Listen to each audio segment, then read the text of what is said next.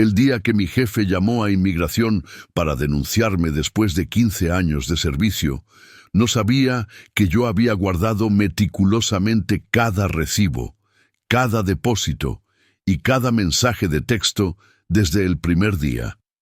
Mientras los agentes me ponían las esposas frente a todos mis compañeros, él se acercó a mí con una sonrisa que nunca olvidaré y me susurró al oído: «No deberías estar aquí, nunca debiste estar aquí». En ese instante mi mundo, construido con sudor y sacrificio en este país durante una década y media, se derrumbó. Lo que Robert Keller no imaginaba, lo que nunca pudo prever en su arrogancia, era que su traición no solo me cambiaría la vida a mí, sino que desataría una serie de eventos que lo llevarían a perder todo lo que había construido sobre mis espaldas. ¿Qué hora es allá donde estás mientras oyes mi historia? Porque aquí, en mi memoria, siempre son las 8:30 de la mañana de un martes de julio. El momento exacto en que la lealtad se hizo polvo. El instante en que 15 años de mi vida se convirtieron en cenizas ante la mirada satisfecha del hombre que yo, ingenuamente, había llegado a considerar mi familia. Mi historia con Robert Keller, la que de verdad importa, no empezó con sirenas y esposas, sino con una promesa silenciosa en el frío del desierto de Arizona, allá por el 2010. Yo llevaba apenas 6 meses en este país, con la visa de turista ya vencida y el corazón encogido por el miedo, pero inflado de esa esperanza terca que nos empuja a cruzar fronteras. Había dejado mi tierra, Michoacán, no por gusto, sino porque la violencia me había arrebatado a mi hermano menor y amenazaba con llevarse lo poco que nos quedaba. Dormía en el sofá de un primo, un sofá que olía a cansancio y a sueños rotos de otros como yo. Y cada madrugada, a las 4, me paraba en una esquina a esperar que la suerte pasara en forma de camioneta y me ofreciera una chamba para el día. Fue en una de esas mañanas que la troca de Robert se detuvo. Buscaba a alguien que supiera de electrónica. Yo, que había estudiado 2 años de ingeniería en México antes de que la lana se acabara, levanté la mano. Ese día le arreglé un enredo de cables en su oficina y me pagó el doble de lo acordado. ¿Tienes papeles?, me preguntó. Le dije la verdad, y en lugar de correrme, me ofreció trabajo. «Será nuestro secreto», dijo. Y yo, agradecido, me aferré a esas palabras como un náufrago a una tabla. Así, empecé mi vida en Tech Solutions, la empresa de Robert. Al principio eran solo unas cuantas horas a la semana, luego jornadas completas. Me convertí en su sombra, en el hombre que solucionaba todo. Arreglaba equipos, instalaba redes, limpiaba las oficinas, hacía de todo. Para el 2012, yo era la columna vertebral invisible de ese lugar. Conocía cada cable, cada contraseña, cada maña de cada aparato. Los clientes me llamaban Manuel, el mago, y Robert alimentaba la ilusión. «Cuando la empresa esté más estable, te ayudo a arreglar tu situación», me decía. Y yo le creía. ¿Cómo no iba a creerle? Me trataba con una familiaridad que desarmaba. Me invitaba a sus fiestas de Navidad, donde yo me sentía como un impostor, sonriendo y asintiendo, siempre consciente de mi lugar. Conocía a mi esposa Lucía y a mis 2 hijos, Daniel y Sofía, nacidos aquí, ciudadanos de un país que a mí me consideraba ilegal. En el bautizo de mi hija, Robert levantó su copa y brindó por mí, su voz resonando en la pequeña iglesia. «Manuel no es mi empleado, es mi familia». Esas palabras, en ese momento, lo fueron todo para mí. Lo que no sabía es que para él, la familia era algo que se usa y se desecha. La empresa crecía como la espuma, pero mi sueldo se mantenía estancado, un hilo delgado de billetes que apenas nos alcanzaba. Cada aumento era una migaja, siempre en efectivo, siempre acompañado de la misma promesa vacía. Ya pronto, Manuel, ya pronto arreglamos lo tuyo. Mientras tanto, veía llegar a empleados nuevos, recién salidos de la universidad, que ganaban en un mes lo que yo tardaba 4 en juntar. Yo seguía siendo el mago, pero un mago mal pagado, un fantasma que mantenía el castillo funcionando desde los sótanos. Lucía, mi esposa, con esa claridad que yo perdía entre el cansancio y la gratitud mal entendida, me lo decía cada noche. Te está explotando, Manuel. Sabe que no puedes quejarte, que no puedes ir a ningún lado. Está usando tu miedo en tu contra. Yo me negaba a verlo. Me aferraba a la lealtad, a esos 15 años de historia compartida. Creía que tanto tiempo, tanto sacrificio, tenía que significar algo para él. Me equivocaba. El golpe de gracia, el que finalmente me abrió los ojos, llegó en 2024, cuando Tech Solutions se ganó un contrato millonario con el gobierno de la ciudad. Era el gran salto. Nos mudamos a un edificio nuevo, lujoso, con vistas panorámicas y recepcionista. Mis responsabilidades se triplicaron. Yo instalé todo, desde los sistemas de seguridad hasta las redes informáticas, trabajando noches enteras para que todo estuviera perfecto. La noche antes de la gran inauguración, trabajé hasta las 3 de la madrugada. El cansancio me venció y me quedé dormido en una silla en el cuarto de servidores. Me desperté con las voces de Robert y 2 hombres de traje. Me vieron allí, con la ropa arrugada y la cara de quien no ha dormido, y la sonrisa de Robert se congeló. «Es Manuel, nuestro técnico», dijo casi como una disculpa. Pude ver la incomodidad en los ojos de los hombres de traje. Unas horas después, Robert me llamó a su nueva y reluciente oficina. «Manuel», dijo con una seriedad que no le conocía, «el contrato con el gobierno exige que todos mis empleados estén regularizados». Mi corazón dio un brinco. Por fin, pensé, por fin cumpliría su promesa. «Voy a tener que subcontratarte a través de otra empresa», continuó. «Seguirás haciendo lo mismo, pero oficialmente ya no trabajarás para mí». El aire se me fue de los pulmones. No quería ayudarme. Quería borrarme, lavarse las manos, deshacerse del problema que yo representaba. Fue entonces, por primera vez en 15 años, que le reclamé. Le hablé de mi familia, de sus promesas, del sueldo miserable. Le dije que sabía lo que ganaban los demás. Y ahí, en ese instante, vi su verdadero rostro. La máscara del jefe amable se desvaneció y apareció el depredador. «¿Me estás amenazando?», siseó, levantándose de su silla. Su mirada era de un frío calculador. «Porque si es así, déjame recordarte tu situación». Salí de su oficina sintiendo un frío que no era del aire acondicionado. Era el frío de la traición. Esa noche, mientras Lucía y los niños dormían, saqué una vieja caja de debajo de la cama. Durante 15 años, un instinto que no sabía que tenía me había hecho guardar todo. Cada recibo de materiales que compraba para la oficina con mi dinero. Cada nota escrita a mano por Robert con instrucciones. Cada mensaje de texto pidiéndome que fuera a resolver una emergencia a las 2 de la mañana de un domingo. Tenía fotos de él entregándome los sobres con mi pago en efectivo, pero mi verdadera arma secreta, mi seguro de vida, eran las grabaciones. Desde que empecé a sentir que el terreno se movía bajo mis pies, años atrás, comencé a grabar nuestras conversaciones. Tenía horas de audio. Robert prometiéndome ayuda con los papeles. Robert admitiendo que me pagaba menos por mi situación. Robert incluso jactándose con un cliente de los miles de dólares que se ahorraba en impuestos y seguros gracias a su mago indocumentado. Él nunca imaginó que el hombre silencioso y agradecido que él creía controlar estaba construyendo, pieza por pieza, el expediente que documentaría cada una de sus mentiras. No era un plan de venganza. En ese momento, Era solo miedo. Era la necesidad de tener algo, cualquier cosa, que me protegiera en un país donde la ley no estaba de mi lado. Las siguientes semanas fueron una lenta agonía.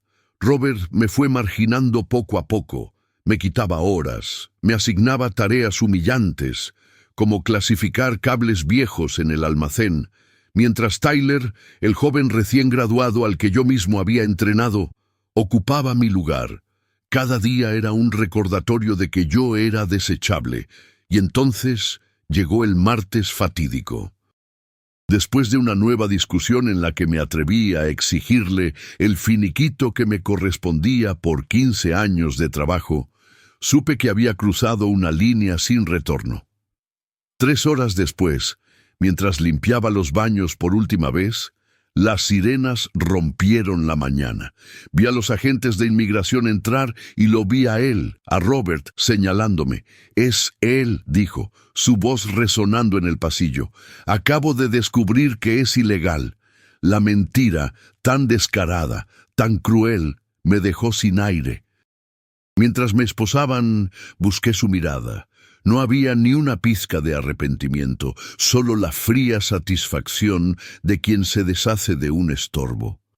Fue en ese momento, con el metal frío en mis muñecas y la mirada de lástima de mis excompañeros sobre mí, que entendí la verdadera naturaleza de nuestra relación. Yo nunca fui su familia, fui su herramienta más rentable. Y las herramientas, cuando se vuelven un problema, simplemente se tiran a la basura. El centro de detención de Florence es un lugar diseñado para robarte la humanidad. Te quitan tu nombre y te dan un número. Te quitan tu ropa y te dan un uniforme anaranjado que grita «criminal». Te encierran en una celda con otros hombres cuyas historias son ecos de la tuya, hombres arrancados de sus vidas, de sus familias, por la misma razón absurda. Pasaron 3 días antes de que Lucía pudiera visitarme. Verla a través de ese vidrio sucio, comunicándonos por un teléfono que seguramente escuchaban, fue una de las experiencias más humillantes de mi vida. Le conté de la caja, de las grabaciones, de la evidencia. Vi cómo la desesperación en sus ojos se transformaba en una chispa de furia, de determinación. «¿Por qué nunca me dijiste?», preguntó. Y la verdad es que no lo sabía. Quizás una parte de mí siempre supo que este día llegaría, que la lealtad que yo ofrecía no era recíproca, que en el fondo siempre estuve solo. Y tenía que construir mi propia red de seguridad, hilo por hilo, grabación por grabación. La visita del abogado que Lucía contrató, Alejandro Méndez, un hombre con ojos cansados de ver tantas injusticias, confirmó mis peores temores. Con la operación Aurora en pleno apogeo, tus posibilidades son casi nulas, me dijo sin rodeos. Y para colmo, tu exempleador ha presentado una declaración jurada diciendo que acaba de descubrir tu estatus. La mentira de Robert me golpeó con más fuerza que las esposas, que la celda, que el uniforme anaranjado. Era una obra maestra de crueldad. Él, que conocía mi situación desde el primer día, que se había beneficiado de ella durante 15 años. Ahora se presentaba como una víctima, como un ciudadano probo que había sido engañado. Y lo peor, como me explicó Alejandro, era que el sistema estaba diseñado para creerle a él. Si admitimos que él sabía, tú admites que trabajaste ilegalmente a sabiendas, lo cual es un delito federal. Te incriminas a ti mismo, me dijo. Era una trampa perfecta, una jaula legal sin salida.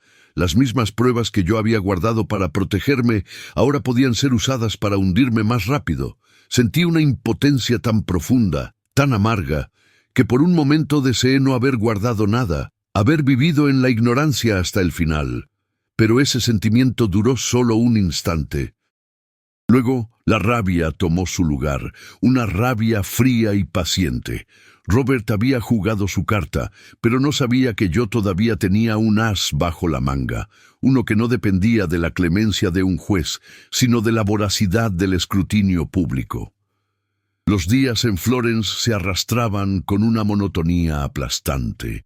El aire olía a desinfectante barato y a desesperanza. A las 5 de la mañana, el estruendo metálico de las puertas nos arrancaba de un sueño que nunca era reparador. El café era agua sucia, la comida un engrudo sin sabor que comíamos en silencio, cada uno perdido en sus propios fantasmas. Compartía celda con 5 hombres más, todos con la misma mirada vacía. Había un joven hondureño que lloraba por las noches llamando a su hija, un guatemalteco mayor que rezaba el rosario sin cesar, sus labios moviéndose en una letanía silenciosa. Y estaba Joaquín, un hombre de mi edad, de Michoacán también, que había sido denunciado por su jefe después de 10 años en la construcción. Le pedí un aumento, me contó una noche, su voz apenas un susurro en la oscuridad. Al día siguiente, la migra estaba en mi casa. Lo último que me dijo fue: así aprendes a no ser malagradecido. Su historia era un espejo de la mía, y en ese reflejo vi la cruda realidad de nuestra existencia en este país. Éramos herramientas útiles hasta que dejábamos de serlo. Herramientas que no tienen derecho a pedir más, a quejarse, a tener dignidad. Las videollamadas con mi familia eran mi único ancla a la realidad y al mismo tiempo la tortura más grande. Ver a Lucía tratando de ser fuerte, con ojeras que delataban sus noches sin dormir, me partía el alma. Y mis hijos.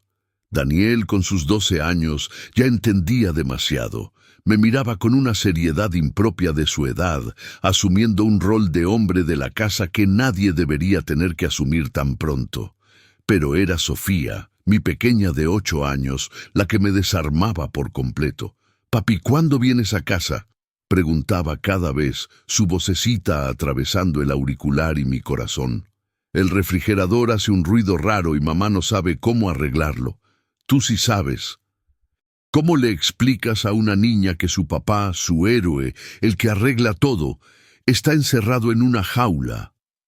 ¿Cómo le dices que no puede volver a casa por la maldad de un hombre al que ella llamaba tío Robert?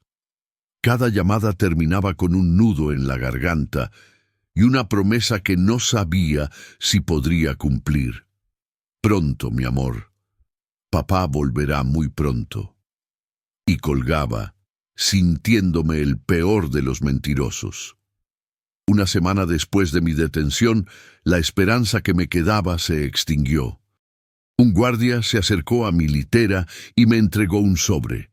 Dentro, un documento oficial con un lenguaje frío y burocrático que resumía la destrucción de mi vida en un solo párrafo. Orden de deportación expedita, sin audiencia, sin apelación. La Operación Aurora, el programa de deportaciones masivas del gobierno, había eliminado cualquier salvaguarda legal. Mi caso, marcado como el de un trabajador ilegal denunciado por su empleador, era considerado de prioridad 1. La fecha de mi salida estaba estampada en la parte inferior del documento. Una semana. Tenía una semana para despedirme de 15 años de mi vida. Sostuve ese papel en mis manos temblorosas y sentí que el mundo se encogía, que las paredes de la celda se cerraban sobre mí. Ya no había nada que pelear. Había perdido. Robert Keller había ganado. Esa noche no pude dormir.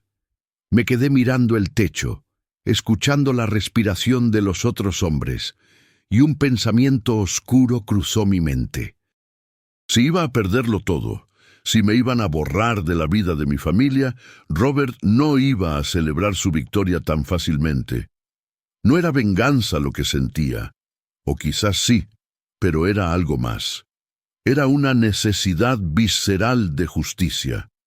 En su siguiente visita, Lucía ya no encontró a un hombre derrotado. Encontró a un general listo para su última batalla. A través del teléfono, con la voz más baja y firme que pude impostar, le di las instrucciones. En la caja, debajo de los recibos, hay una memoria USB. Contiene todo. Los audios están organizados por fecha. Las transcripciones están en una carpeta aparte. Le di la contraseña de la cuenta en la nube, donde tenía una copia de seguridad de todo. Le di los nombres de los periodistas de investigación que había estado siguiendo durante años, reporteros del Arizona Republic y del Phoenix New Times, conocidos por destapar la corrupción. No llames a nadie, le advertí. Crea una página web anónima. Sube todo ahí. Las grabaciones, las fotos, las transcripciones. Y luego envía el enlace por correo electrónico, también de forma anónima, a esa lista de personas, a los periodistas, a la oficina del fiscal, a los principales clientes de Tech Solutions y sobre todo al contacto en el gobierno de la ciudad. Su nombre está en la libreta roja. Lucía me escuchaba en silencio, asintiendo, sus ojos fijos en los míos, absorbiendo cada palabra. Ya no había lágrimas en su rostro, solo una determinación de acero que igualaba la mía. Íbamos a quemar el mundo de Robert Keller hasta los cimientos. La noche antes de mi deportación fue la más larga de mi vida. Mientras los otros hombres dormían, yo repasaba mentalmente cada detalle del plan, cada posible fallo, cada consecuencia. Sabía que lo que estábamos a punto de hacer era arriesgado. Podrían acusarme de más delitos, de difamación, de lo que fuera, pero el miedo ya no me importaba. Me habían quitado todo, mi trabajo, mi hogar, mi futuro, mi familia. Ya no tenía nada que perder, y eso me convertía en el hombre más peligroso del mundo. Pensé en Robert, durmiendo plácidamente en su cama, en su casa de lujo, probablemente sintiéndose victorioso, el rey de su pequeño imperio. Pensé en cómo, con una simple llamada, había creído borrarme del mapa, como si 15 años de mi vida, de mi sudor, de mi lealtad, no significaran nada. Pero una vida no se borra tan fácilmente. Deja rastros, deja cicatrices y a veces deja pruebas. Yo había dejado un rastro de 15 años y estaba a punto de explotar en su cara. Me imaginé el momento en que abriría su correo por la mañana o cuando recibiera la llamada de un reportero, o peor, de un agente federal. Me imaginé su rostro cambiando, la arrogancia evaporándose, el pánico instalándose en sus ojos. Esa imagen fue mi único consuelo en la oscuridad.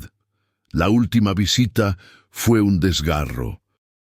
Ver a mis hijos, sabiendo que podrían pasar años antes de volver a abrazarlos, si es que alguna vez volvía, fue una prueba que casi no pude soportar. Daniel, mi campeón, trató de ser valiente. Me abrazó con una fuerza que me sorprendió. «Voy a cuidar a mamá y a Sophie», me susurró al oído, su voz de niño endurecida por una rabia prematura. «Y te juro, papá, que voy a hacer que ese hombre pague por lo que te hizo». Las lágrimas que había contenido se me escaparon. No quería que mi hijo creciera con ese veneno en el corazón, pero ¿cómo podía pedírselo si yo mismo sentía ese veneno corriendo por mis venas? Sofía, mi pequeña princesa, estaba confundida. «¿Por qué tienes que irte, papi? ¿Hiciste algo malo?» Sus preguntas eran puñales. Me arrodillé frente a ella, tomé sus manitas y le mentí una última vez. «Papá no hizo nada malo, mi amor. A veces las reglas no son justas, pero volveremos a estar juntos». No sabía si esa promesa era verdad, pero necesitaba que ella la creyera. Cuando se acabó el tiempo, Lucía me dio un último abrazo, largo y profundo. Sentí su cuerpo temblar contra el mío. «Está todo listo», me susurró al oído. Sus palabras una mezcla de promesa y sentencia. «Espera la señal». El viaje en el autobús hacia la frontera fue un descenso al infierno. Íbamos unos 40 hombres, esposados de pies y manos, tratados como ganado. El aire apestaba a miedo y a sudor. A través de la ventanilla veía pasar el paisaje de Arizona, un paisaje que había aprendido a amar, sabiendo que era la última vez que lo vería. Pensé en Robert, en cómo estaría empezando su día, seguramente tomando su café caro, leyendo el periódico, ajeno a la tormenta que estaba a punto de desatarse sobre él. Recordé su sonrisa al verme esposado, su susurro venenoso. Para él, yo ya era historia, un problema resuelto, un fantasma. Pero los fantasmas a veces regresan para atormentar a los vivos. Cuando finalmente cruzamos la frontera en Nogales, un oficial me quitó las esposas y me empujó hacia el lado mexicano.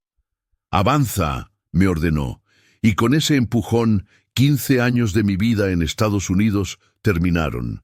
Me senté en una banca aturdido, en un país que ya no sentía como mío. Un voluntario de una organización humanitaria me ofreció agua y un cargador para mi teléfono. En cuanto tuvo suficiente batería, lo encendí.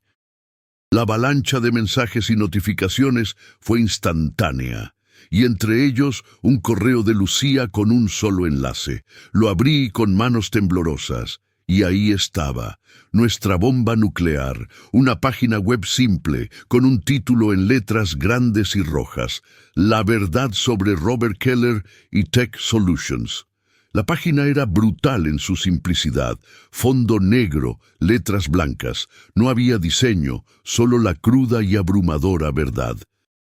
Lucía había organizado todo en carpetas. Pagos en efectivo, mensajes de texto, promesas incumplidas, fraude fiscal. Hice clic en la primera, y allí estaban, escaneados en alta resolución, 15 años de mi vida en recibos y notas. Pequeños trozos de papel que documentaban mi existencia fantasma. En la carpeta de fotos estaba el rostro sonriente de Robert entregándome un sobre abultado en la fiesta de Navidad de 2017. Una imagen que un compañero tomó sin saber que estaba capturando un delito. Y luego, la sección de audios. Hice clic en un archivo llamado ahorrodecostos.mp3 y escuché su voz, resonando en el bullicio del albergue de Nogales. Y la mejor parte es que Manuel no me cuesta ni la mitad que un técnico regular. Sin seguro, sin impuestos, sin beneficios. Es el sueño americano, ¿no?, decía, seguido de la risa de un cliente. Sentí una náusea amarga. Durante años, esa voz me había dictado órdenes, me había hecho promesas, me había llamado familia. Ahora, despojada de su poder, era solo la voz de un criminal. No era solo mi historia. Lucía, en su genialidad y su furia, había contactado a otros fantasmas de Tech Solutions.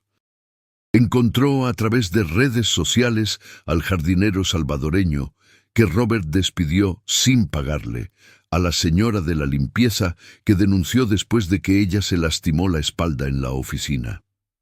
Sus testimonios estaban allí, cortos videos grabados con sus celulares, sus rostros llenos de miedo, pero también de una nueva valentía.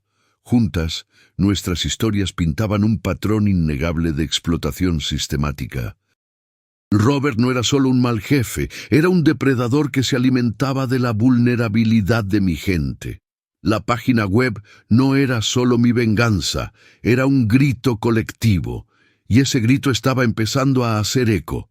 Mientras actualizaba la página, vi que un pequeño contador de visitas que Lucía había instalado subía vertiginosamente. 100, 500, 1000. La gente estaba escuchando. El enlace, enviado a las redacciones a las 6 de la mañana, hora de Phoenix, estaba haciendo su trabajo. La chispa estaba encendida. Ahora solo quedaba esperar que el fuego se extendiera y consumiera las mentiras sobre las que Robert Keller había construido su castillo. Llamé a Lucía. Su voz sonaba exhausta pero eléctrica. Lo hice, Manuel, a las 6 en punto. Envié cada correo, uno por uno. Sentí como si estuviera lanzando piedras a un gigante. Le conté que estaba viendo la página, que era perfecta. ¿Ha llamado?, Le pregunté, aunque ya sabía la respuesta. Hace media hora, dijo ella. Gritaba. Amenazó con demandarme por difamación, con quitarme a los niños, con llamar a la migra para que me investigaran a mí también. Estaba fuera de sí. Pude imaginarlo. El hombre que siempre había tenido el control absoluto, perdiéndolo en tiempo real.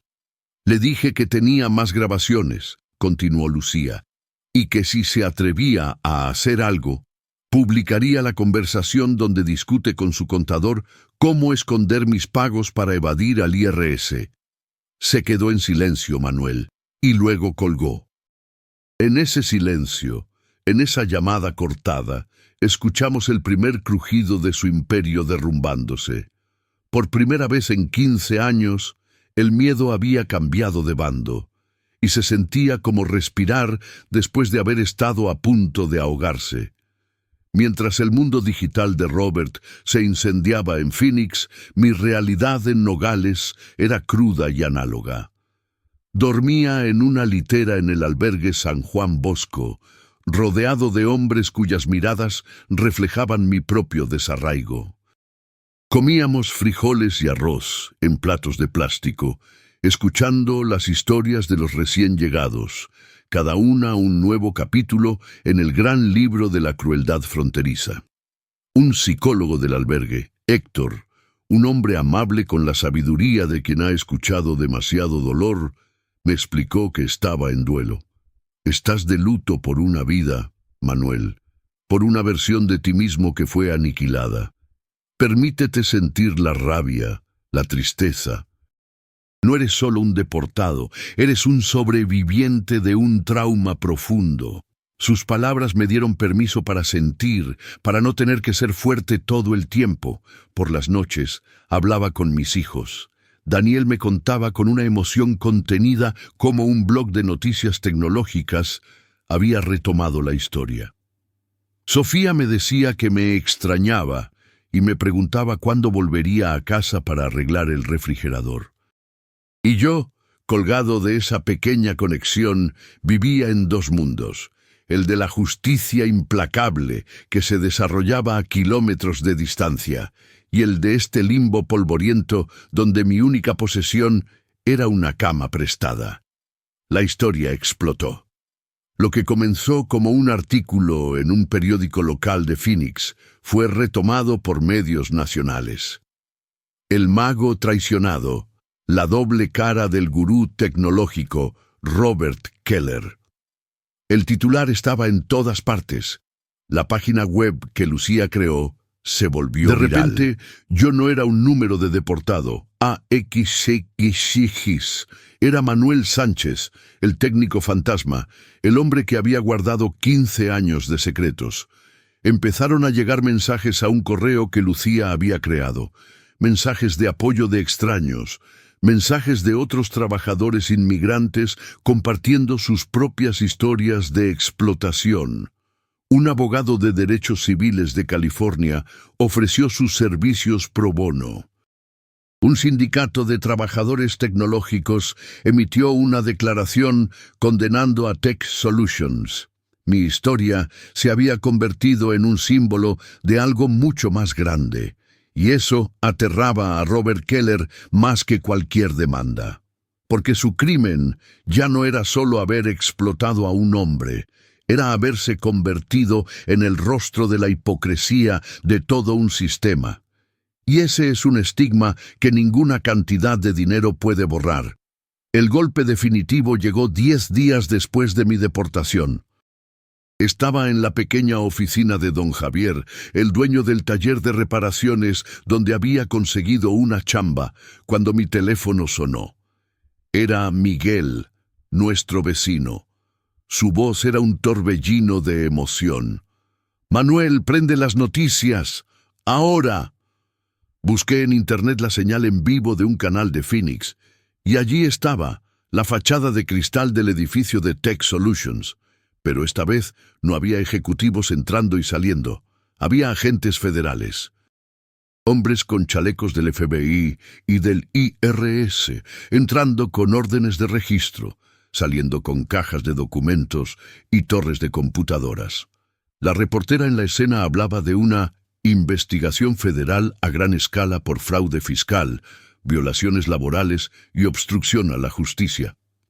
Vi a los empleados de Robert, mis excompañeros, saliendo del edificio con rostros de incredulidad. Y entonces lo vi a él. Robert Keller, saliendo escoltado por 2 agentes. No estaba esposado, todavía no, pero su rostro, esa máscara de arrogancia, se había hecho añicos. Se veía pálido, derrotado, un rey destronado en su propio reino. Y en ese momento supe que habíamos ganado. El albergue en Nogales me dio refugio, pero las reglas eran claras, era una parada temporal. A las 2 semanas, con la lana que Lucía me pudo mandar, renté un cuartito en un barrio que olía a polvo y a fritanga, un colchón en el suelo, una mesa plegable, un baño compartido. A mis 42 años, estaba exactamente en el mismo punto que a los 27, solo que con el cuerpo más cansado y el alma llena de cicatrices. Mientras yo intentaba encontrar mi lugar en un México que ya no reconocía, la Operación Aurora seguía devorando gente del otro lado. Cada día, el autobús dejaba en la frontera una nueva carga de hombres con la mirada perdida. La tecnología se había vuelto el arma más cruel. Drones con reconocimiento facial, algoritmos que te marcaban como ilegal por comprar demasiadas tortillas en el supermercado. El miedo era el aire que respiraba mi gente allá. Y lo peor, las nuevas políticas permitían la confiscación de bienes. Familias enteras perdían no solo su derecho a estar, sino todo lo que habían construido. Casas, carros, ahorros, todo se lo quedaba el gobierno, bajo el pretexto de que fue obtenido ilegalmente. Y entonces, la pesadilla nos alcanzó de nuevo. 30 días después de mi deportación, Lucía me llamó llorando. Un llanto que yo conocía, el llanto de la impotencia absoluta. Nos quitaron la casa, Manuel. La habían embargado. No importó que estuviera a su nombre, que ella tuviera permiso de trabajo. No importó que hubiéramos pagado cada centavo de la hipoteca, cada impuesto. La lógica del sistema era perversa. Como yo, un ilegal, vivía ahí. La casa estaba contaminada por mi presencia. Estaba manchada por el dinero que yo había ganado con el sudor de mi frente. Esa noche, en mi cuarto solitario de Nogales, lloré como no lo había hecho desde que era niño. Lloré por las paredes que habíamos pintado juntos, por el pequeño jardín donde le enseñé a Daniel a andar en bicicleta, por la marca en la pared de la cocina donde medíamos la altura de Sofía cada año. Nos habían robado no solo los ladrillos y el techo, nos habían robado los recuerdos, el santuario que habíamos construido para protegernos del mundo. Lucía y los niños tuvieron que mudarse a un pequeño departamento, dejando atrás la mitad de nuestra vida. Daniel, me contó Lucía, se aferró a mi caja de herramientas. Es para cuando papá regrese, dijo. Y esa fe ciega de mi hijo, en medio de tanta destrucción, fue lo que me mantuvo en pie. Fue Alejandro Méndez, el abogado, quien me llamó 40 días después de mi deportación. Su voz, usualmente monótona y cansada, tenía un filo de algo que no pude identificar al principio. Manuel, ha ocurrido algo. La investigación contra Robert Keller ha tomado un giro inesperado.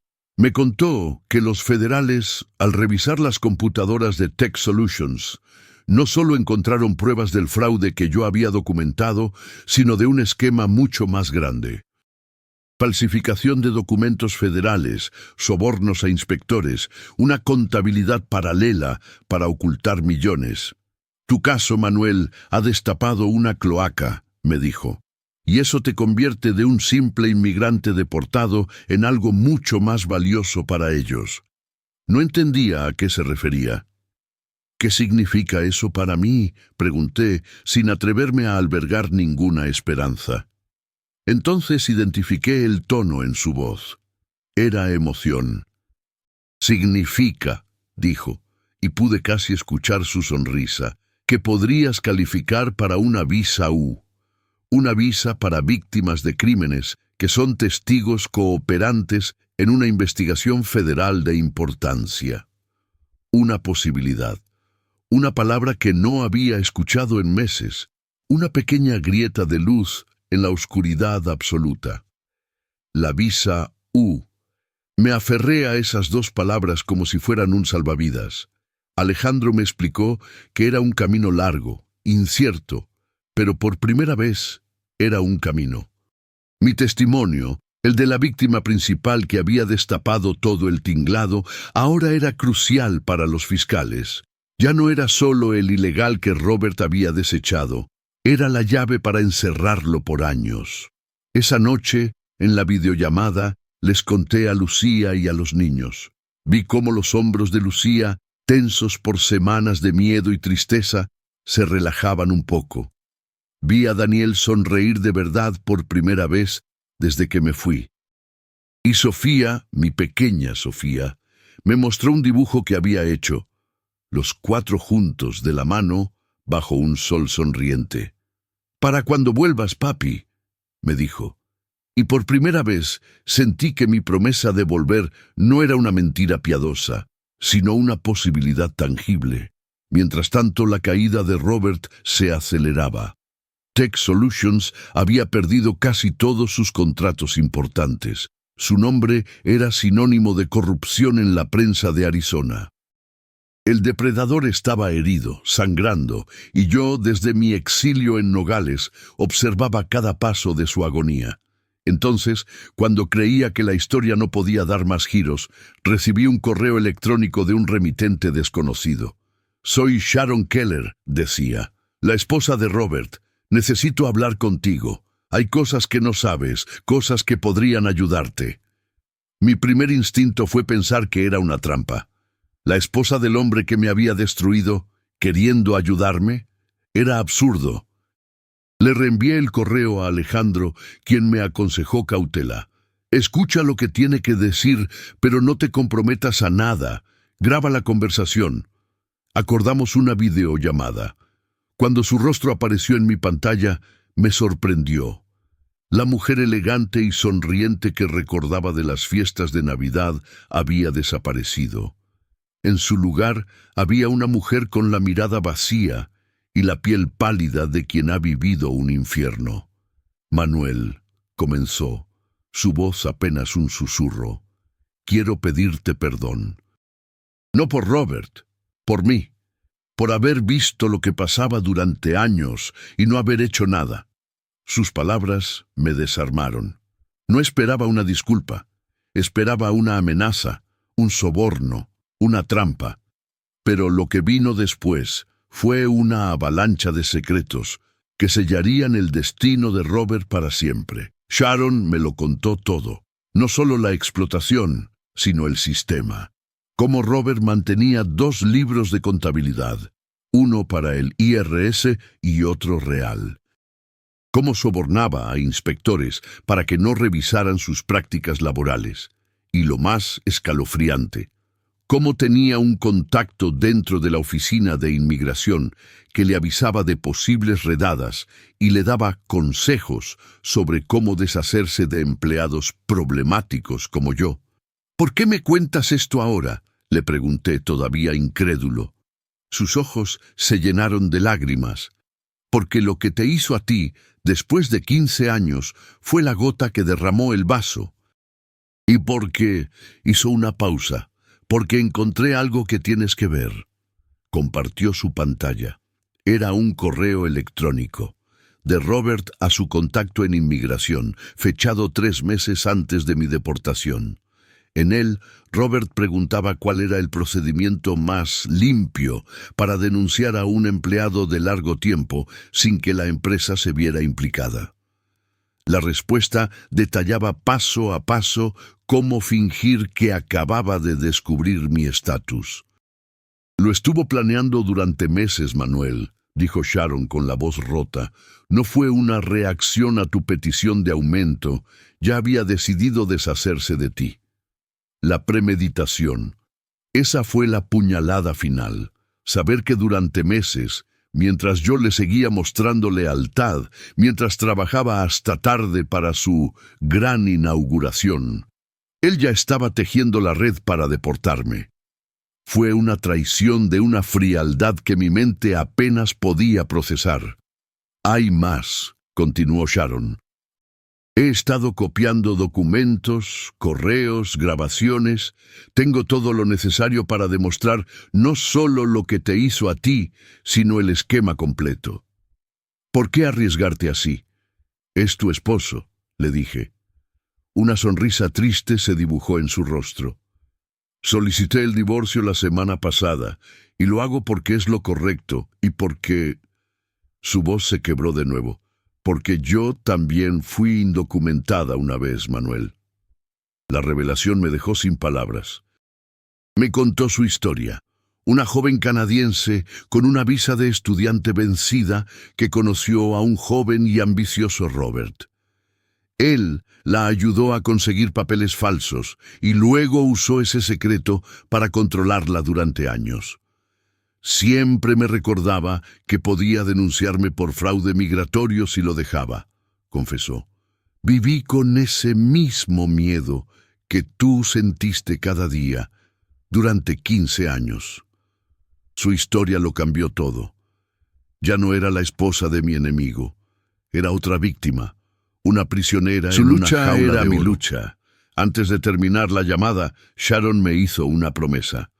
Voy a entregar toda esta evidencia a tu abogado y a los fiscales, y voy a testificar en contra de Robert. Su testimonio, el de su propia esposa, sería devastador. Una última cosa, dijo como si recordara un detalle final. Robert no planeó tu deportación solo. Alguien más en la empresa lo ayudó activamente. Mi mente repasó los rostros de mis excompañeros buscando un traidor. ¿Quién?, pregunté, aunque una parte de mí ya temía la respuesta. Tyler, respondió Sharon, fue parte del plan desde el principio. Robert lo contrató específicamente para reemplazarte. Le prometió tu puesto y un bono 6 meses antes de que te denunciara.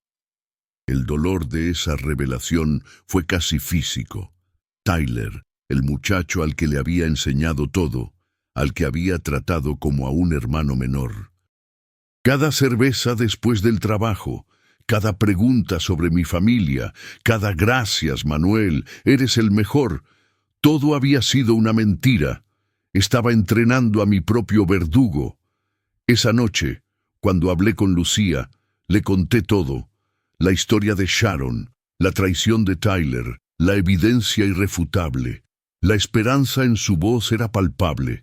Esto lo cambia todo, Manuel. Con el testimonio de su esposa. No necesitó terminar la frase. Ambos sabíamos lo que significaba. Ya no era mi palabra contra la de él. Era la palabra de todo el mundo contra la suya. Al día siguiente Alejandro me llamó, su voz vibrando de excitación. Sharon cumplió. Se presentó en la fiscalía esta mañana. Entregó todo. Robert Keller fue arrestado hace 1 hora. Múltiples cargos federales. Fraude, obstrucción a la justicia, soborno. La lista es larga. Sentí que mis rodillas flaqueaban. Arrestado. La palabra sonaba a música celestial. Esto cambia tu caso de la noche a la mañana, continuó Alejandro. Con estas nuevas acusaciones, tu testimonio es ahora una pieza central. La solicitud de la visa U que presenté ayer ahora tiene un peso enorme. Ya no eres solo una víctima, Manuel. Eres el testigo estrella en el caso que podría hundir a Robert Keller para siempre. La rueda de la fortuna, que me había aplastado sin piedad, finalmente, después de un largo y doloroso giro, comenzaba a moverse a mi favor. Los días que siguieron fueron un torbellino. Pasaba horas en videollamadas con los fiscales federales, relatando una y otra vez 15 años de mi vida, cada detalle, cada conversación, cada promesa rota. Mi memoria, afilada por el dolor y la injusticia, era un archivo impecable. Con cada declaración que daba, sentía que estaba recuperando un pedazo de mi dignidad. Mi caso, ahora ligado a la espectacular caída de Robert Keller, empezó a atraer la atención de organizaciones de derechos de los inmigrantes a nivel nacional. Se convirtió en un ejemplo de libro de texto. La hipocresía de los empresarios que se benefician de la mano de obra indocumentada mientras públicamente apoyan políticas anti-inmigrantes. 70 días después de haber sido arrojado a México como basura, recibí la noticia. Mi solicitud de visa U había sido aprobada de forma preliminar. No era una garantía de regreso inmediato, el proceso aún tardaría meses. Pero era un reconocimiento oficial. Era el gobierno de Estados Unidos diciéndome, «Te creemos, eres una víctima, no un criminal». Esa noche, cuando mis hijos me preguntaron de nuevo cuándo volvería a casa, pude responder por primera vez sin sentir que les mentía. «Muy pronto, mis amores, mucho más pronto de lo que creen». Y entonces, cuando creía que ya había escuchado todas las traiciones posibles, recibí un mensaje de un número que no conocía. «Manuel, soy Tyler. Por favor, necesito hablar contigo». Mi primer impulso fue bloquear el número, borrar el mensaje, aniquilar cualquier rastro de su existencia. El muchacho al que le había abierto las puertas de mi conocimiento, el que había fingido ser mi amigo mientras afilaba el cuchillo para mi espalda, ¿ahora quería hablar? La rabia me subió por la garganta. ¿Qué más podía querer? ¿Pedirme consejos sobre cómo manejar el sistema de riego que yo instalé? ¿Preguntarme dónde guardaba las refacciones de las podadoras? Pero la curiosidad, esa comezón insidiosa, pudo más que mi orgullo herido. Le respondí con una sola palabra. «¿Por qué?» Su respuesta fue casi instantánea. «Porque lo que te hicieron no estuvo bien, y yo fui parte de eso, y encontré algo que tienes que ver». Acepté una videollamada para el día siguiente, no por él, sino por mí. Necesitaba ver el rostro de mi segunda traición, entender su porqué. Cuando su cara apareció en la pantalla de mi teléfono, apenas lo reconocí. El joven sonriente y confiado que recordaba había sido reemplazado por un hombre demacrado, con ojeras profundas y una mirada nerviosa que no podía sostener la mía. «Manuel, sé que me odias y lo merezco», comenzó, su voz apenas un hilo. Me contó su versión. Sí, Robert lo había contratado para reemplazarme, pero le había dicho que a mí me iban a reubicar, a promover a un puesto de consultor en una nueva sucursal. Nunca me dijo que planeaba deportarte, juró, las lágrimas rodando por sus mejillas. Cuando me di cuenta de la verdad, ya era demasiado tarde. Intenté decírtelo indirectamente. ¿Recuerdas que te preguntaba sobre tu situación, si tenías un plan B? Era mi forma cobarde de advertirte. Me contó que Robert lo había amenazado, que le dijo que si abría la boca se aseguraría de que nunca más trabajara en la industria tecnológica. Tengo deudas estudiantiles, mi madre está enferma. Me convencí a mí mismo de que no era mi problema. No sabía si creerle. Era un arrepentimiento genuino o el pánico de un cómplice que ve cómo se hunde el barco. «Pero por eso te llamo», continuó, como si leyera mi duda. «Estoy cooperando con el FBI y les entregué esto». Compartió su pantalla. Lo que vi me heló la sangre. Era un formulario oficial del gobierno de Estados Unidos, una solicitud de patrocinio para una visa de trabajo a mi nombre, completamente llenada con mi información, mis datos, mi historial laboral y la fecha en la esquina superior derecha, 15 de marzo de 2018. Robert. Robert había iniciado el proceso para legalizarme hacía 7 años. Tenía en sus manos el poder de cambiar mi vida, de darme la paz y la seguridad que tanto anhelaba, pero nunca la presentó. La guardó en un cajón, un arma secreta, una zanahoria en un palo para mantenerme leal, motivado y, sobre todo, vulnerable. Ver ese documento fue más doloroso que la propia deportación, porque no solo me había traicionado, me había negado deliberadamente la oportunidad de una vida digna, saboteando mi futuro en silencio durante años, todo para mantener el control. Esa era la verdadera medida de su crueldad. Esa solicitud de visa no presentada fue la bala de plata. Alejandro, mi abogado, apenas podía contener la emoción cuando le envié el archivo. «Esto es dinamita, Manuel. Esto prueba la premeditación y la malicia más allá de cualquier duda». El documento contradecía de forma irrefutable la declaración jurada de Robert de que acababa de descubrir mi estatus. Demostraba un patrón de manipulación a largo plazo. Con esta nueva evidencia en la mesa, mi caso para la visa U se volvió inexpugnable. Ya no era solo una víctima de explotación, era la víctima de un sabotaje migratorio deliberado, un delito con implicaciones mucho más serias. Los fiscales federales añadieron la nueva evidencia a su creciente montaña de cargos contra Robert. La prensa se hizo eco de la noticia y la historia del visado fantasma añadió una nueva capa de perversidad al ya infame caso Keller. El hombre que se presentaba como un pilar de la comunidad no solo explotaba a los indocumentados, sino que activamente les impedía legalizarse para mantenerlos bajo su yugo. Era la esclavitud moderna, vestida con traje y corbata. A los 100 días de mi deportación ocurrió el milagro. Alejandro me llamó. «Manuel, siéntate».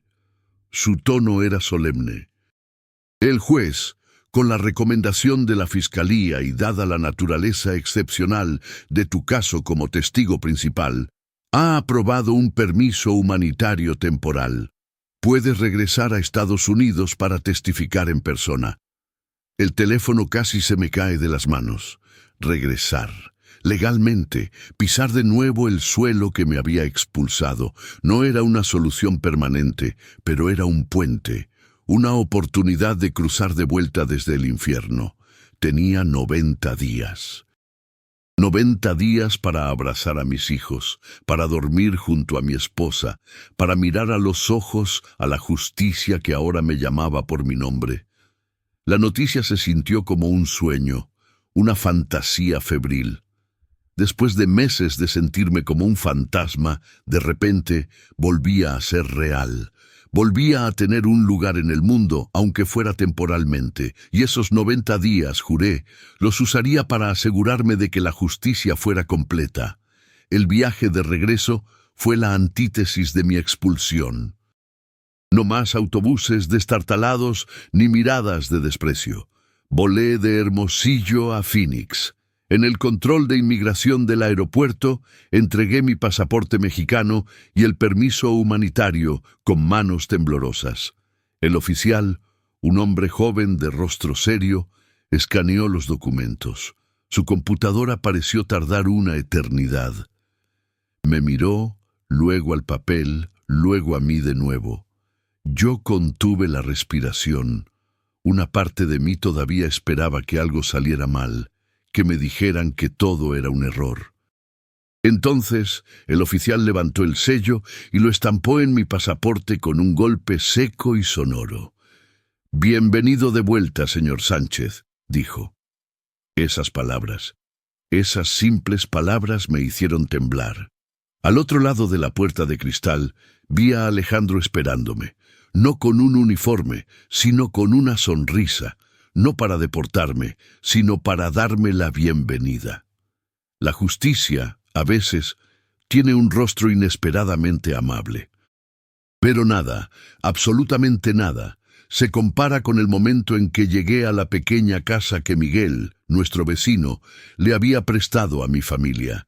Apenas Alejandro detuvo el carro, la puerta se abrió de golpe, y allí estaban, Lucía, más delgada, con nuevas canas que yo no recordaba, pero con la misma luz en los ojos, y mis hijos. Sofía corrió hacia mí, un pequeño proyectil de amor y rizos que se estrelló contra mis piernas gritando, «¡Papi! ¡Papi!».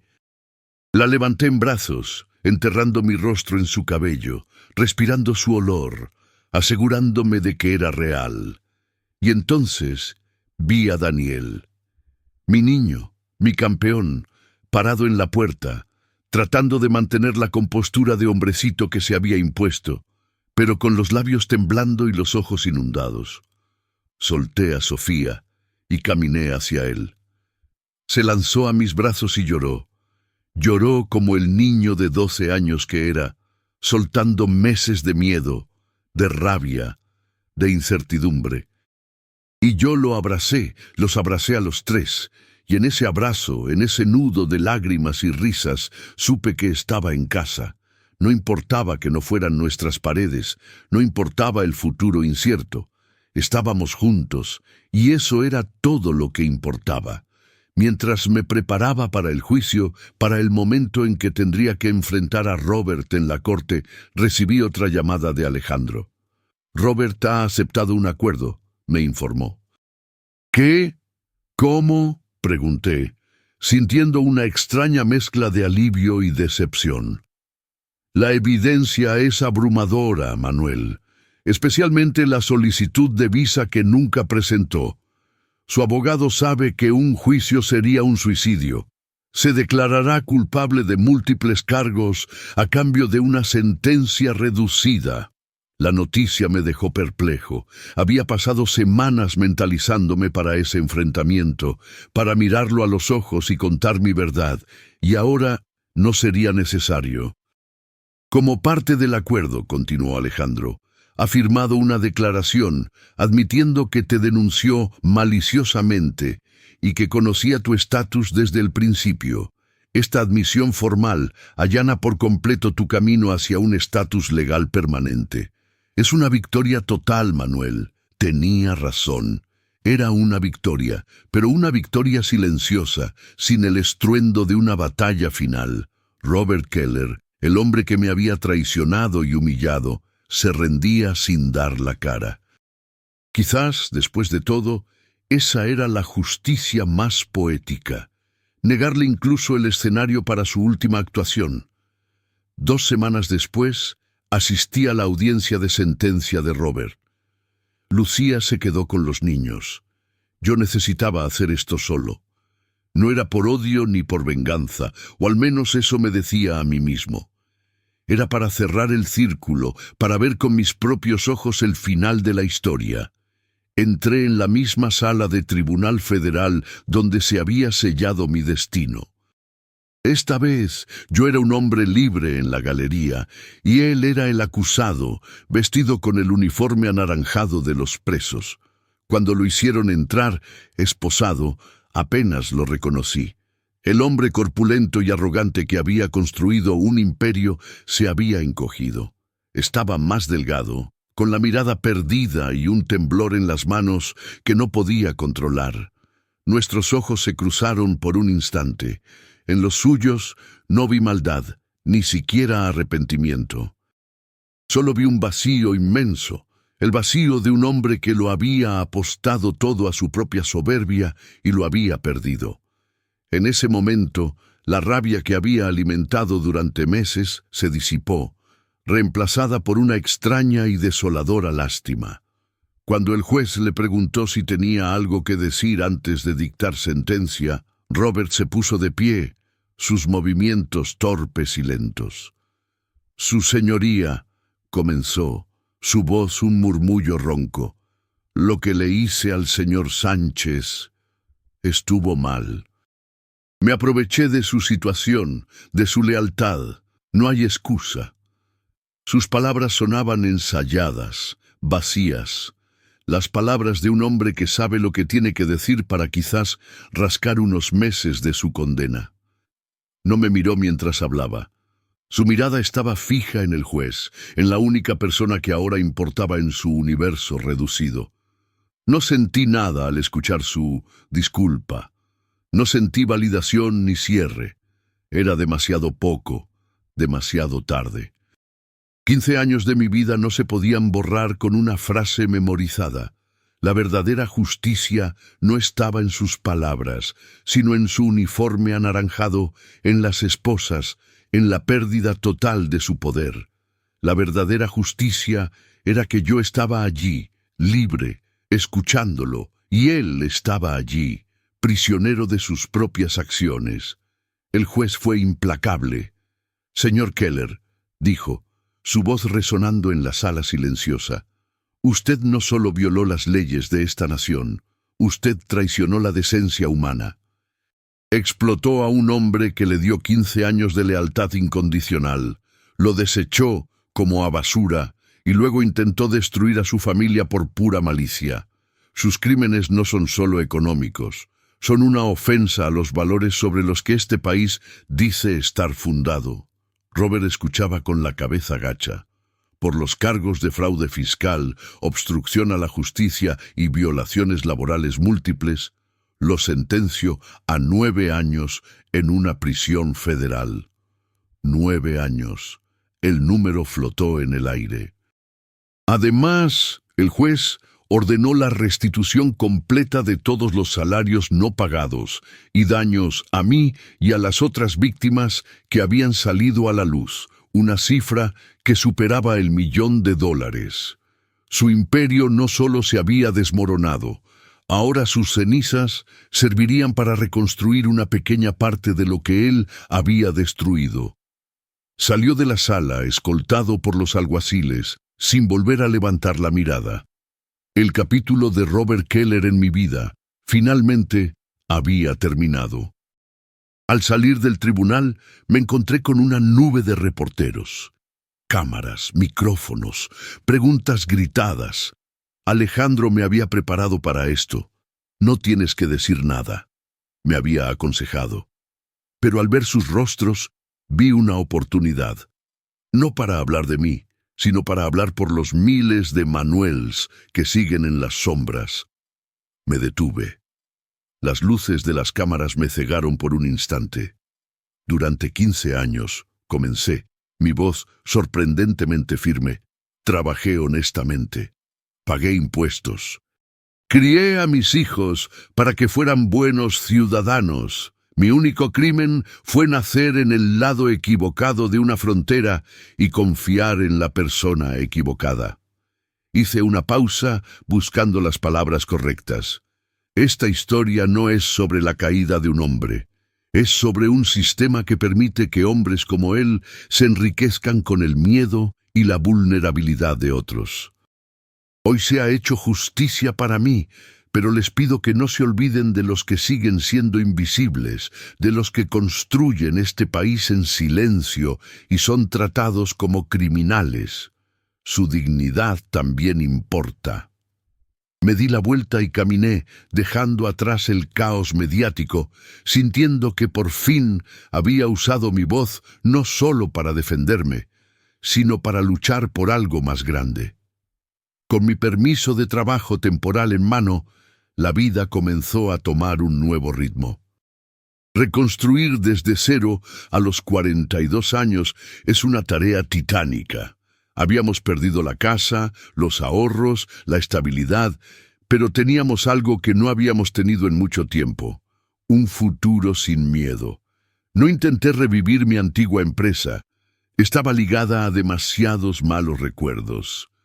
Encontré trabajo como supervisor de mantenimiento en una gran empresa de tecnología, una de esas con campus enormes y empleados de todo el mundo.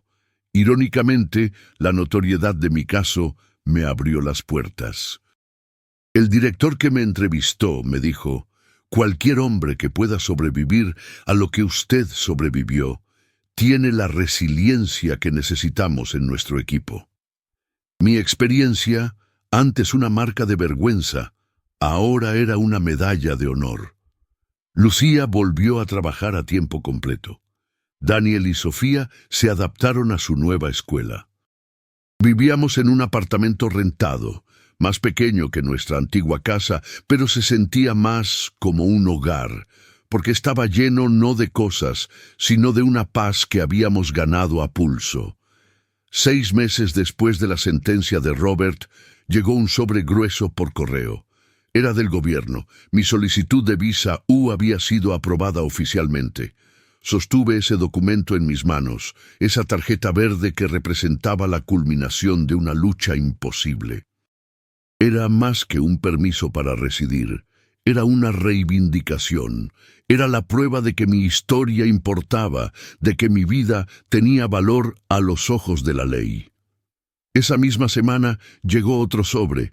Contenía un cheque del fondo de restitución. Era la primera parte del dinero que Robert tenía que pagar. No era una fortuna, pero era un comienzo. Al ver esa cantidad, no pensé en el dinero. Pensé en todos los años que conté cada dólar, que me privé de cosas para enviar dinero a México, que trabajé horas extras sin cobrar. Ese cheque no era un pago, era la devolución de un trozo de mi vida robada. Esa noche, por primera vez en mucho tiempo, Lucía y yo dormimos profundamente, sin sobresaltos, como si el peso del mundo finalmente se hubiera levantado de nuestros hombros. Con el dinero de la restitución y nuestros nuevos trabajos, empezamos a soñar de nuevo. Lo primero era una casa. Descartamos la idea de intentar recuperar nuestra antigua casa en Phoenix.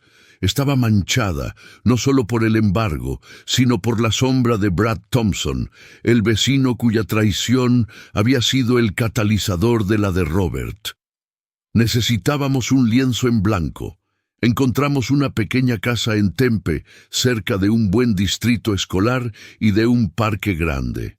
No era tan lujosa como la anterior, pero tenía un gran patio trasero con espacio para un jardín y un limonero. La compramos. El día que nos dieron las llaves, reuní a mi familia en la sala vacía. Esta casa es diferente, les dije.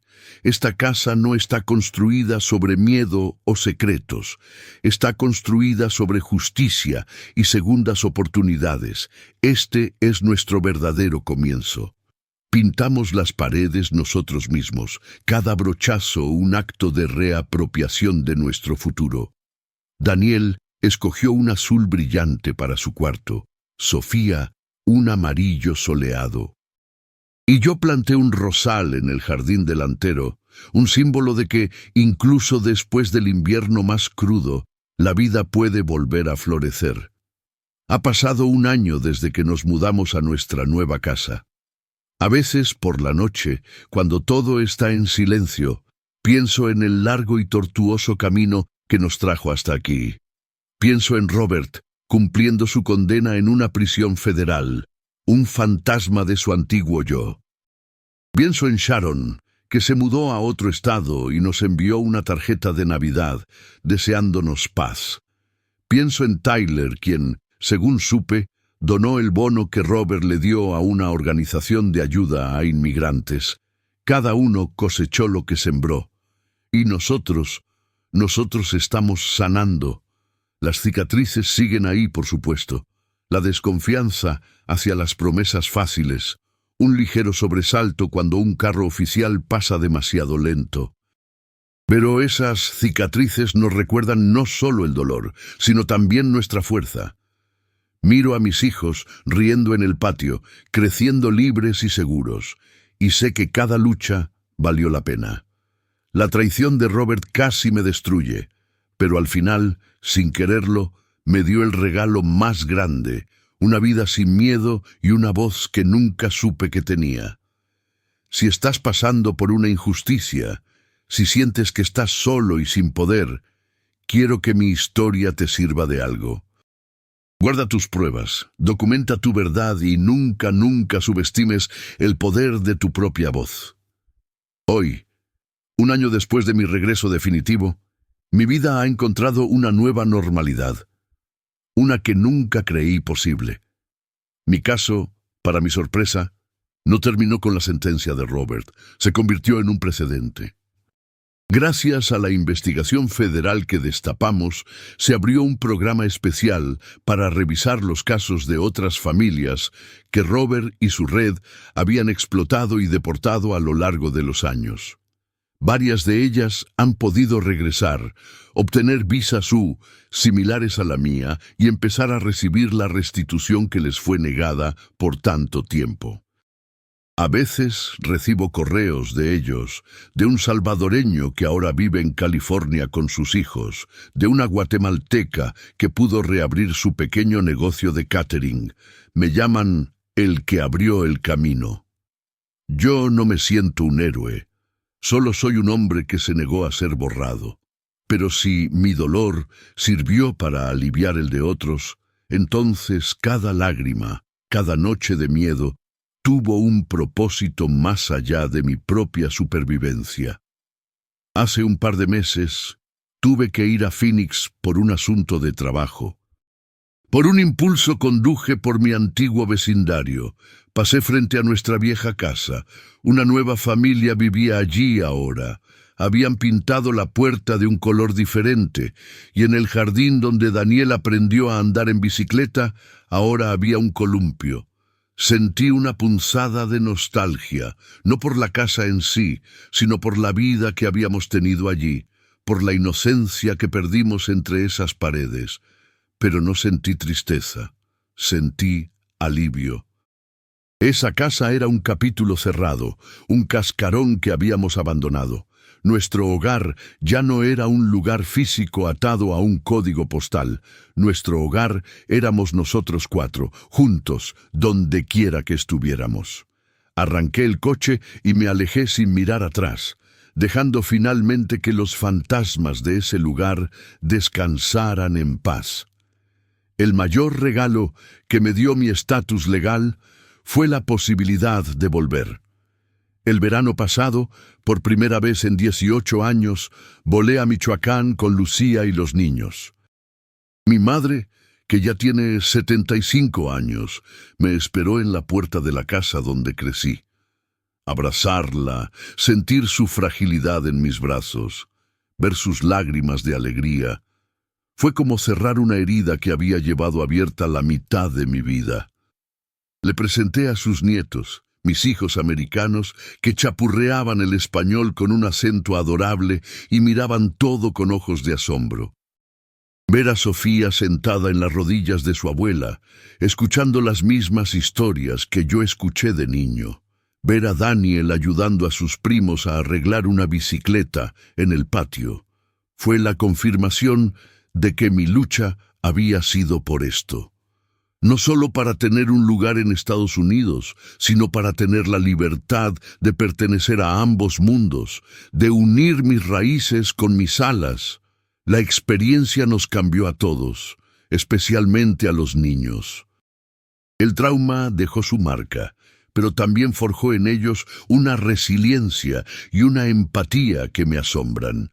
Daniel, que en la oscuridad de mi deportación hablaba de venganza, ahora habla de justicia. Pasa horas leyendo sobre casos de derechos civiles, dice que quiere ser un abogado como Alejandro, para ayudar a la gente a la que nadie escucha. Sofía, mi pequeña artista, ahora dibuja incansablemente escenas de familias reunidas, de puentes que conectan fronteras, de soles que brillan para todos por igual. Han entendido a una edad demasiado temprana que el mundo puede ser un lugar cruel, pero también que la bondad y la valentía pueden cambiarlo. Ya no son solo niños americanos, son niños con una conciencia global, con un corazón que entiende de injusticias y de la importancia de luchar por lo que es correcto. Son el legado más valioso de mi lucha. El otro día estábamos en el patio trasero de nuestra nueva casa. Era un domingo. Yo preparaba carne asada en el asador, el olor a carbón y a cilantro llenando el aire. Lucía preparaba una ensalada en la cocina, tarareando una canción de Maná, y los niños corrían por el césped, persiguiendo una pelota, sus risas mezclándose con la música. En ese momento, en esa escena tan simple, tan ordinaria, encontré la verdadera definición del sueño americano. No son las casas grandes ni los carros lujosos. Es esto, es la paz, es la libertad de disfrutar de un domingo por la tarde con tu familia sin que un nudo de miedo te apriete el estómago. Es saber que tus hijos dormirán seguros en sus camas. Es poder respirar hondo y sentir que después de todo perteneces. Es una paz ganada a pulso, frágil quizás, pero infinitamente preciosa. Y por ese sentimiento, por ese simple domingo, cada batalla valió la pena. Hace una semana llegó un último sobre. Era de la oficina del fiscal. Dentro, una copia del informe final sobre el desmantelamiento de Tech Solutions. La empresa ya no existía. Sus activos habían sido liquidados y transferidos a un fondo de compensación para las víctimas. Adjunta venía una nota personal del fiscal principal. Señor Sánchez, decía, su caso ha provocado cambios significativos en la forma en que investigamos la explotación laboral en nuestra jurisdicción. Su valentía ha creado un nuevo estándar de justicia para muchos. Guardé esa carta en la misma caja donde una vez guardé las pruebas contra Robert. Esa caja, que antes contenía el registro de mi opresión, ahora contiene el testimonio de mi liberación. Es un recordatorio de que a veces las herramientas para nuestra salvación están en nuestras propias manos, esperando el momento correcto para ser utilizadas. Si mi historia te ha enseñado algo, espero que sea esto. Tu dignidad no te la da un papel, ni un estatus legal, ni la aprobación de nadie. Tu dignidad es tuya, inherente, inalienable. A mí intentaron quitármela. Me llamaron ilegal, criminal, desechable. Me arrancaron de mi hogar, me encerraron, me expulsaron. Pero nunca pudieron quitarme quién era yo, un padre, un esposo, un trabajador, un hombre con una verdad que se negaba a ser silenciada. Pasé de ser un técnico invisible, un fantasma en el sistema, a ser un testigo cuya voz hizo caer a un imperio. No porque yo fuera especial, sino porque decidí que mi historia merecía ser contada, que mi verdad merecía ser escuchada. Y esa es una lección para todos nosotros, sin importar de qué lado de la frontera nos encontremos. Al final, Robert Keller creyó que podía borrar 15 años de mi vida con una llamada telefónica. Pensó que mi historia terminaría en una nota al pie de página de sus logros. Lo que nunca entendió es que al traicionarme, no escribió mi final, sino el suyo. Y a mí, sin quererlo, me dio un nuevo comienzo. Ya no soy solo Manuel Sánchez, el técnico. Soy Manuel Sánchez, el que sobrevivió, el que luchó, el que encontró justicia donde parecía no haberla. Y mi historia, aunque nacida de la traición, no es una historia de venganza, es una historia de resiliencia. Es la prueba de que aunque te quiten todo, mientras mantengas tu verdad y tu dignidad, siempre tendrás el poder de reconstruirte. ¿Y tú? ¿Cuál es la verdad que guardas? Porque en cada uno de nosotros hay una historia esperando ser contada, y a veces contarla es el acto de justicia más poderoso de todos.